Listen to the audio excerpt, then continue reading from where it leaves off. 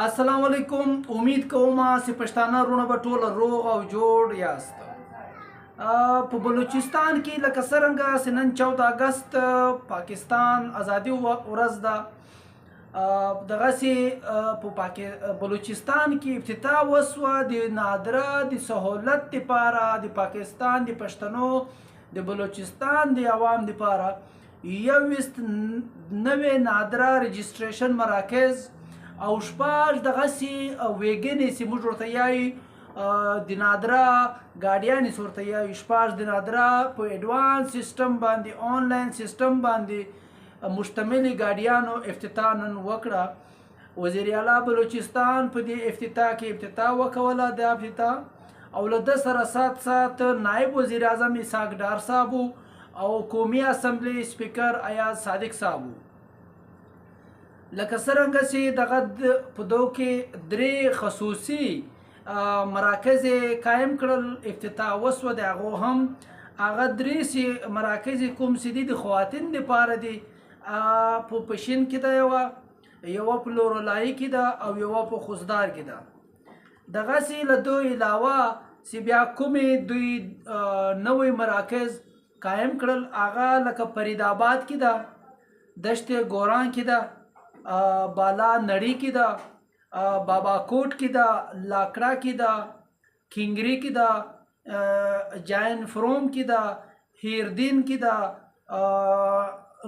لونی کې ده، گشکور کې ده، گدر کې ده، تلاو، شهید مهر آباد کې ده، پنجپائی، نانا صاحب، کرک جاو، مانجی پور اور دغسې بیا آخري یوه کومه ده لوی بند کې قایم کولو افتتاح وسوه. په دې کې به څه کېږي؟ په دې کې به د علاقې د خلکو چې کوم د نادره مسایل دي هغه به په اډوانس سیسټم آنلاین سیسټم باندې د دوی د سهولت لکه بی فارم ده، که شناختي کارت ده، که دغه اف آر سی ده، کوم چې دوی د فیملی رجسټریشن سیسټم ده، بیا ټول سهولیات به دوی ترلاسه کوي. او کومې چې شپږ ګاډیانې دي هغه یې هغو علاقو دپاره مختص کړي دي کومه علاقو کې چې نت سیسټم بالکل نسته.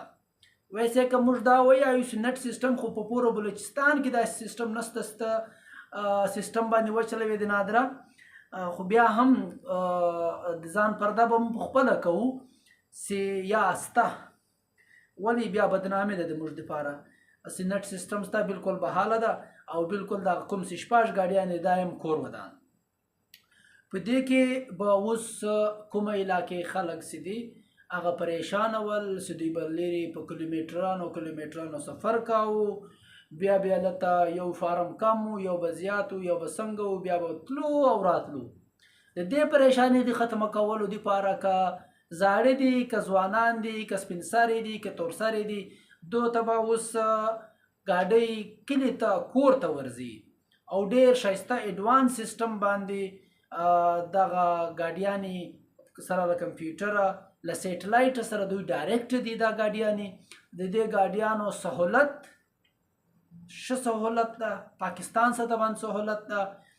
زه په خپله د سرفراز بګټي صاحب چې دی د موږ وزیر اعلی بلوچستان ده، دغسې د نایب صدر وزیر اعظم اسحاق ډار صاحب او سپیکر قومي اسمبلی ایاز صادق صاحب شکریه ادا کول غواړو.